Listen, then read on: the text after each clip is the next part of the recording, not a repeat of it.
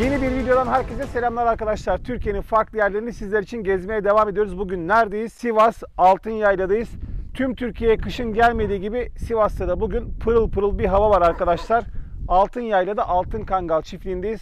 Burada birbirinden güzel akbaş çoban köpekleri gördüm. Hatta hem Sivas'ta hem Aymana'da, Eskişehir'in dışındaki noktalarda da akbaşları görmek beni oldukça mutlu etti. Umut Taşderen'den birlikteyiz. Birazdan akbaşlar hakkında bilgi alacağız. Biz ondan önce çiftliğe geldik. O da yolda merkezden buraya doğru geliyor. Burada aynı zamanda birbirinden güzel kangal köpekleri var. Kangal köpeklerinin yanında da Anadolu çoban köpekleri de var. Aynı zamanda da akbaşlar var. Türk çoban köpeği çiftliği olarak hem Anadolu çoban köpeklerinin iyi örneklerini bu videoda sizlerle buluşturacağız arkadaşlar. Yavaş yavaş Umut gelsin. Birlikte ondan sonra videoya başlıyoruz.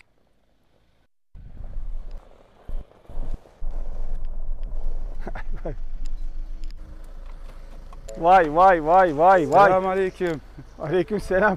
Kusura bakma işim var. Adamım kendin zaten yakışıklı adamsın. Arabayı da iyice böyle yakışıklılaştırmışsın. Nasıl iyisin? İyi Allah aşkına. Sen nasılsın? İyi Çok misin? şükür koşturmaya Hoş devam. geldin. Biliyorsun Aramızda Sivas ya. benim ikinci memleket. Evet. Buraya geldiğim zaman Altınyaylı'da dostlarımız var. Kuşkayası'nda var, merkezde var, Gürün'de var, Divri'de var, her yerde var. Sizleri insansın ziyaret sen. etmek. Allah razı olsun, sağ olasın. Dostların her zaman olur. İyi insanların dostu olur yani. Maşallah. Yeni araban herhalde ha patron. Yeni. Dostum araban hayırlı olsun. Allah razı Birbirinden güzel akbaş çoban köpekleri gördüm. Eskişehir'in dışında da bu köpekleri görünce izleyenlerimizi aktaralım istedim. Zaten dedeyi biliyorum. Dede şu anda kaç yaşına geldi? 10 yaşında var. O zaman arabamızı istop edip yavaş yavaş köpekleri tanıyalım mı? Tabii ki. Tekrardan hayırlı olsun. Eyvallah. Umut nasılsın, öncelikle iyisin?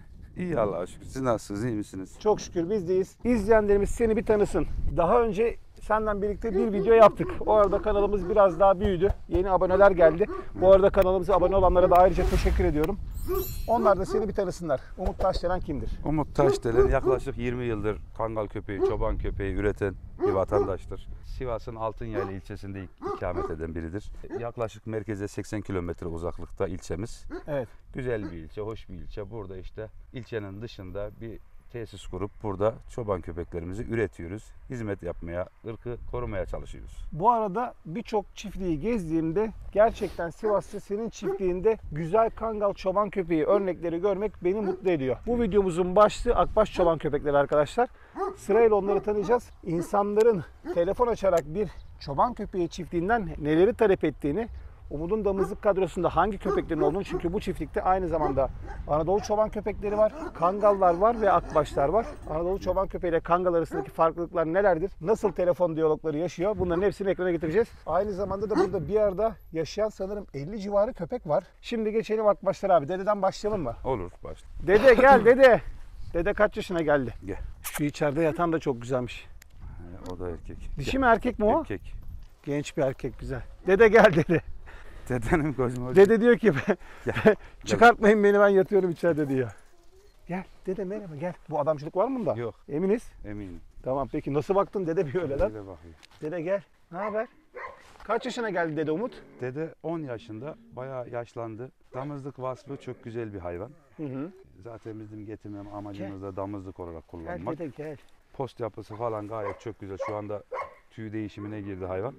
Ben damızlık olarak kullanıyorum. Bakayım dişlerine dede. Dede sen yaşlanmışsın artık iyice ya, maşallah.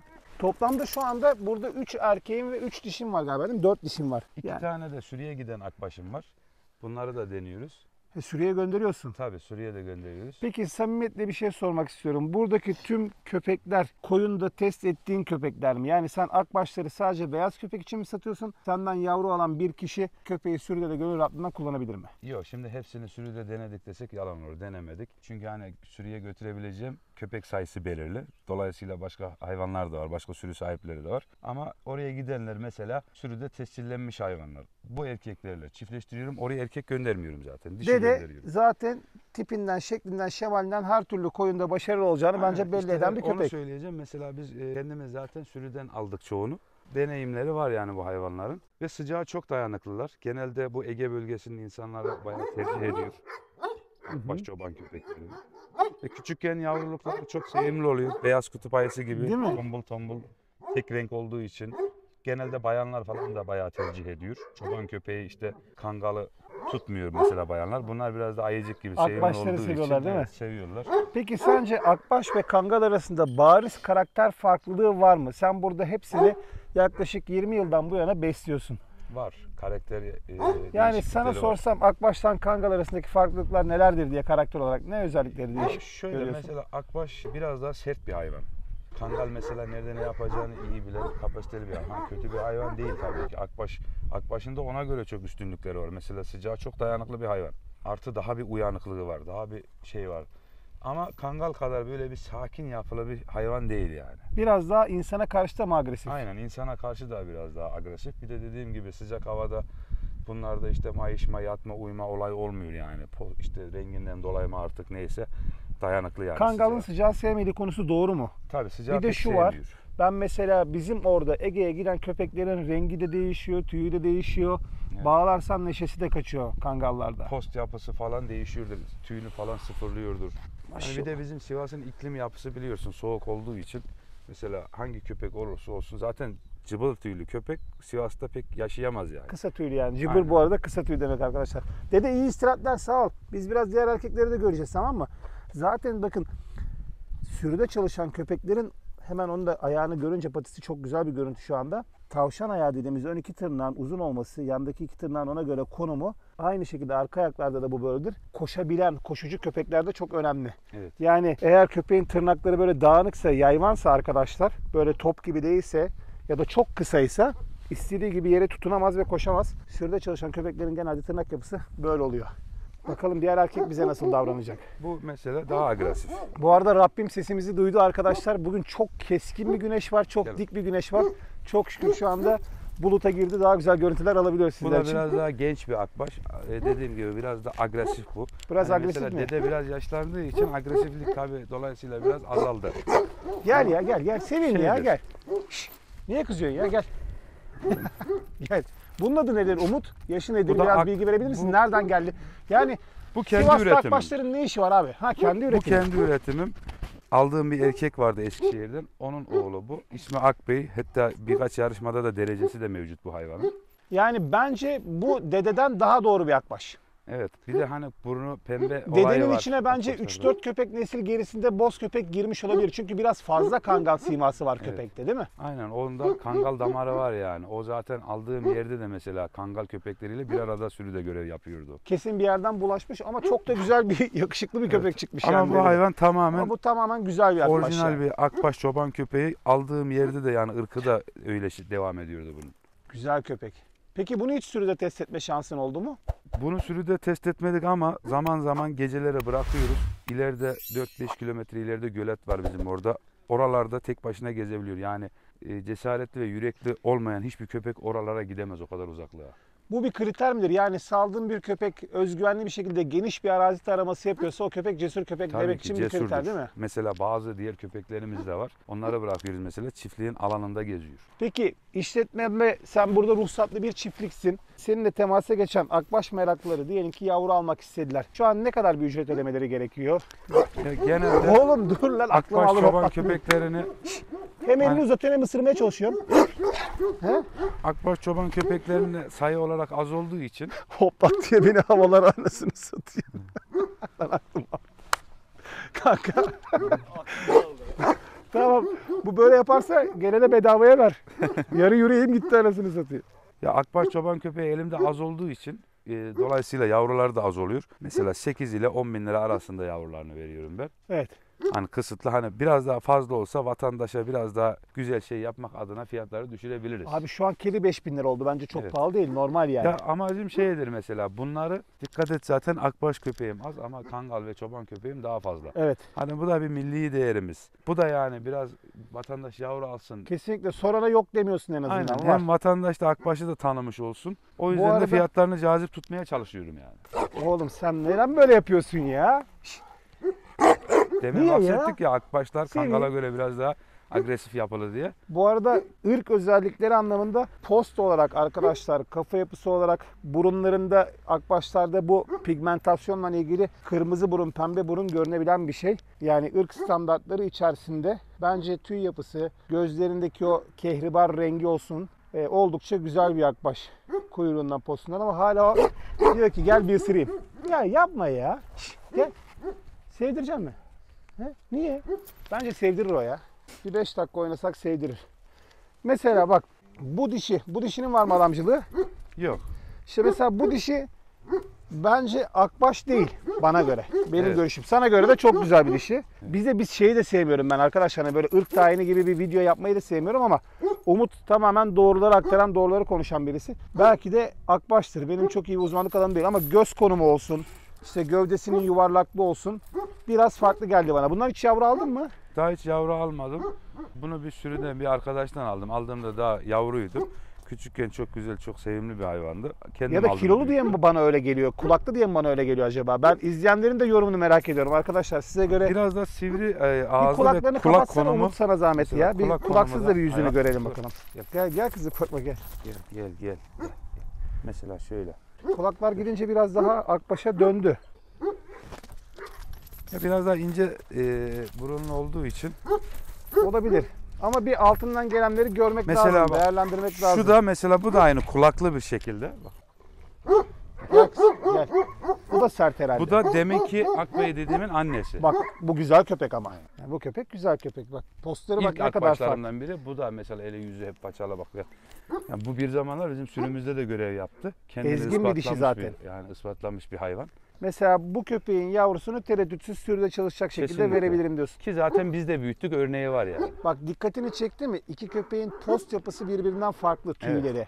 O Yani daha şu köpeğin sıfır tüyü. tüyünden o köpeğin tüyü farklı. Bu işin uzmanı olduğunu düşünen arkadaşlar varsa kendilerini yorumlarda belirtsinler. İki köpek arasında böyle post farklılığı olabiliyor mu akbaşta? Ama bunun beyazı bile böyle çok net bir beyaz yani. Bunun adı nedir? Bu da Akkız. Zaten genelde bunlara Akbey, Akkız, Buz. Yaşlı bir dişi ama. Kaç yaşında? Güzel dişi. Bu da yaklaşık bir 7-8 yaşlarında var ya. Ay maşallah. Şu köpeğin de görüntüsünü görünce bu dişinin aklıma hangi resim geliyor biliyor musun? Şöyle kocaman bir dana kafası mıydı? Bir kemik yiyen bir meşhur bir akbaş fotoğrafı var Bu internette. köpekte de ben şöyle yani bu da yine bize hediye olarak geldi küçükken yavruyken. Biliyorsun ya akbaşlar yavruyken hani beyaz olduğu için fazla belli etmiyor çoğu. Evet. Bu köpekte de bence alabay kanı var. Alabay mı var diyorsun? Bence alabay var diye düşünüyorum ben. Çünkü yani anatomisi falan, tüy yapısı falan özellikle de kafa konumu alabaylara yani uzaklaşmış olabilir, biraz yozlaşmış olabilir ama bence var diyorum. Olabilir, olmayabilir. Bu da Evet. yoruma açık bir hayvan. Altından gelenlerden bunu biraz daha anlarsın. Bundan yavru aldım bildiğim kadarıyla. Şimdi zaten bundan yavru aldım. Çektiğim erkekler de beyaz olduğu için yavru beyaz çıkıyor. Ama tabii sonunu görmedik Ama yavruların. alabayda mutlaka arada renk hatası atar. Ala gibi böyle Tabii. kızıl gibi falan. Yani Bundan çıkmadı yok. İstediği kadar full beyaz olsun, alabaylar mutlaka her yavruda bir tane atıyorlar. Ya gri, ya kahverengi, ya siyah. Çıkmadı yok. Zaten 2 tane yavrulamıştı. İkisi de beyazdı. Bu da yine eski köpeklerimden. İlk akbaşlara başladığım dönemdeki köpeklerden. Bu da yaşlı bir hayvan. Bak bu köpek de güzel köpek. Bu köpek de yine yaşlı bir köpek. İlk akbaşlarımdan biri. Deminki kulaklı dişiyle beraber sürüde görev yapmış. Kendini ispatlamış yani Bunlar sürüde. sürüde çalıştığı anlamı bu yüzündeki yaralar Tabii, aldılar. tabii. Diğer köpek, bir de şu var. Bir önceki haymana videomuzda da oldu bizim. Sürü köpekleri bir araya geldiğinde mutlaka eğer içlerinde eke erkekler ve eke dişiler de salıksa birbirlerinden husumetten bam güm girebiliyorlar. Çobanlar bu sefer değnekten ayırıyorlar. Yani cesur köpek mutlaka arazide yara alıyor abi. Zaten Kesinlikle alıyor. Kangal köpeklerinin de zaten bitmesinin en büyük sebeplerinden biri de bu. Çünkü niye iki çoban bir araya gelemiyor? Sürüler birbirine yakın otlanıyor. Dolayısıyla da hayvanlar birbiriyle kavga gürültü oluyor. Yani o yüzden de vatandaş birbiriyle işte problem yaşıyor. Köpekler azaldı böyle. Değil mi? Evet, bu da çok güzel bir şey. Ben şu ana kadar en baştan çekim yaptığımız, ben sana söyleyeyim. Dedenin yanındaki erkek akbaş olarak oldukça güzel. Daha sonra kulaklı dişin arkasından bu dişi çok güzel ama kadronun içerisindeki bence en güzel örnek en sona kalmış. Dedeyi zaten yakışıklılık kategorisine geçecek köpek yok da. Bozbey. Ama gel. Boz Bey gerçekten orijinal temiz bir it. Maşallah, nazar değmesin. Gel. Bunun hikayesi nedir Umut? Nasıl dahil oldu kadroya? Bu yeni geldi. Sevdiğim bir arkadaş bunu sürüye götürüyordu. Fakat arkadaşın akbaş harici bir 6-7 tane çoban köpekleri var. Onlarla anlaşamadı bu köpek. Zaten köpeğin sürü köpeği olduğu çekinik yapısından belli. Evet. Anlaşamadığı için o da dedi ki sen akbaş seviyorsun, üretiyorsun. Sağ olsun bize layık gördü. üreteceğiz yani. Diğer köpeklerle anlaşamadığı için verdi bunu bize. Güzel de bir köpek. Güzel bir İnşallah. jest yapmış arkadaşın Aynen. sana. Güzel de bir köpek. İnşallah bunu da üreteceğiz. Buraya bir iki dişiye daha ihtiyacım var. Genç bir iki dişi eklemen Evet. lazım. Çünkü elinde 2 tane güzel erkek var. 2 tane güzel dişin yaşlanmış durumda. Bence 2 tane güzel genç akbaş sana yakışır. Ya Hatta işte- bizim de kulağımız kesik olsun bu konuda. Ya zamanla işte dediğim gibi birdenbire yani doğru köpek, iyi köpek her zaman her yerde bulunmuyor yani. Kesinlikle. Bu arada samimi bir şekilde kendi köpeklerinden ilgili eksiklikleri de bu videoda dile getirmen oldukça hoş. Birçok kişi aman kardeşim şunu söyleme, aman köpeği buradan çekme gibi Yok, durumlara giriyorlar. yani o şekilde bilgi verirsek bu sefer insanlara köpeği zaten yanlış tanıtmış oluruz. Artı kendi bilgilerimizi yani suistimal etmiş oluruz. Bu erkeği sana zahmet bir gezdirme zincirini alma şansımız var mı? Şöyle Tabii ki. ortaya bir sikkeye takalım onu. Olur şimdi. Bunu sevdim, bir görelim Götürelim. onu. Gel bak. Gel bak. Çekinik zaten şu anda. Oğuz Bey gel. Gel, tamam gel. Daha yeni geldiği için arkadaşlar işte sürü Ya köpekleri şu böyle. anda acemi tam Zincir yeni de bilmiyor. bize de yeni alışıyor. Tabii Mesela davranış ben bunu almaya gittiğimde sürüde bu hayvan bizi sürüye yaklaştırmadı. sert değil mi? Tabii çok sert yani. Sen ondan zaten hala çekiniyorsun ondan. Aynen bir çekingenliğim var. Bir de hani aldığım çocuk da dedi ki yani biraz ters bir köpek. Dikkat et ki Akbaş'ın ben karakterini de biliyorum yani. Ama çok güzelmiş ya. Postu mostu kuyruğu. Bak en sevdiğim kuyruk yapısı da bu. Çoban köpeklerinde. Ucu böyle şey gibi oluyor ya kanka. Olta çengeli gibi. Onu bir gösterme şansın var mı? Isıttırma şansın var mı kendine Umut? Ben göstereyim bak. Şöyle. Şunun Ucundaki ucunu böyle kanca. geliyor. Şurada bakın böyle parmağınızın ucunda olta kancası gibi. Köpeğin kuyruğu şey olur. Tamam oğlum kusura bakma. Sadece gösteriyorduk. Gel. Gel. Gel bak. Bence yükseklik olarak da ideal bir çoban köpeği yüksekliği değil mi? Şu an Evet. 77-78 santim falan var ha Umut. İdeal ya sürü köpeği zaten çok şöyle çok iri olmaması lazım zaten ya. Fizik yapısı, anatomi yapısı şey olması lazım. Yani nasıl bir kurt düşünün yani. Arazide çalışabilecek bir ebatta, Evet. fizikte. Bir de ben seveyim onu, tanışayım mı onunla be? Çok mu sertmiş adama? Yok yok. Yani köpeği tanımadığım için yani tedbirli Gel. yaklaşıyorum. Gel, merhaba. Ne haber? Sen sürüde çalıştın, buraya mı geldin şimdi? Aferin ben sana. Gerçekten senin söylediğin gibi 80 santimin üzerinde köpekler de yok, bu sürüde çalışan var. Söylediğin gibi gerçekten ideal bir sürü köpeği boyutu var hayvanda. Yani 77-78 santim civarında bir erkek 80-82'ye kadar da fizik düzgünse gidebilir. Bir de değerli dostlar, sizlerin de düşünceleri benim için önemli çünkü benim kanalımın gerçekten bilinçli bir takipçisi var. Yani diğer kanallara göre bizdeki takipçi oranı biraz daha bilinçli. Ve biz bu köpeklerden biliyorsunuz Eskişehir'de de gördük, çektik. İçlerinde çok güzel örnekler vardı. Bir noktada daha çektiğimizde de çok ince kemikli, artık küçülmüşler. Yani akraba eşleşmesi yapa yapa hayvanlar güçsüzleşmişler. Orada küçülmeler vardı. Arkasından gittik Umut. Haymana'da tesadüfen Haymana karalarını çekerken bir sürüyü koruyan 4 tane akbaş gördük. Onların da içinde çok güzel 2 tane akbaş köpeği vardı. Yani Afyon, Emirdağ, Eskişehir, Sivrihisar ve Haymana arasında bu beyaz köpeklerin hala güzelleri var. Evet. Mutlaka bunlardan bir şekilde Sivas'a geçişleri de o bölgelerdendir diye düşünüyorum. Zaten ben ilk akbaşlarımı Eskişehir'den getirdim. Değil mi? O ihtiyarlar vardı ya. Hı hı. O dede hariç. Dede bu yöreye ait. Zaten kangal kanı da girdi dedik ya o köpeğe. Evet. Bulunduğu ortamda kangal köpekleri de vardı. İşlerinde bir akbaşa benzeyen o Zaten vardı. dede neredeyse beyaz bir kangal yani. Evet. Sima olarak ve göz rengi olarak da akbaşın o nasıl deniliyor ona, kehribar rengi mi diyeyim, bal köpüğü mü diyeyim artık, başka bir göz rengi var. O göz rengine çok uyuyor. O yaşlıları Eskişehir'den getirdim işte. O erkek var bir tane genç erkek. Hı hı. Akbey dediğim. Evet. O onların yavrusu yani. Onlar oradan gelme Eskişehir'den. Bence oldukça güzel. Yani bir Türk çoban köpeği çiftliği olarak, Altınyaylı'daki Altın Kangal çiftliği olarak burada akbaşları da bulundurmam beni oldukça mutlu etti açıkçası. Evet, milli değerimiz ya. Bunların da yani tanıtılması gerekiyor. Bunların da insanlara gösterimi, sunumu, aktiviteleri, sürüdeki işte hal ve hareketleri bunlar da önemli yani. Uykun mu geldi? He? Ya bitirelim mi yavaş yavaş videoyu? Uyumak mı istiyorsun sen? Hı? Aslan parçası. Evet değerli dostlar, Birol Başyiğit YouTube kanalındaydınız. Yavaş yavaş bir videonun daha sonuna geldiniz. Ben aynı zamanda sıralaması ne zaman olur bilmiyorum ama kurtçu köpeklerle de ilgili Sivas bir ucundan bir ucuna 400 kilometrelik bir şehir. Bölgedeki birçok çobanı tanıyan arkadaşlarımızdan birisi Umut olduğu için onların da önerileriyle köy köy geziyoruz. Çok iyi bir kurtçu köpek belgeseli hazırlıyoruz. O da herkesin takdirini kazanacak bir video olacaktır diye düşünüyorum. Umut çok teşekkür ediyorum. teşekkür Bir videoda ederim. daha bana eşlik ettin değerli Eyvallah, dostum. her zaman eşlik Sağ ederim. olasın. Hem yakışıklılığınla hem de güzel arabanla da hızlı bir giriş yaptın videoya. Eyvallah. Genç kızlara buradan duyurulur arkadaşlar. Arkadaşımız bekar. Görüşmek üzere. Allah'a emanet. Hoşçakalın.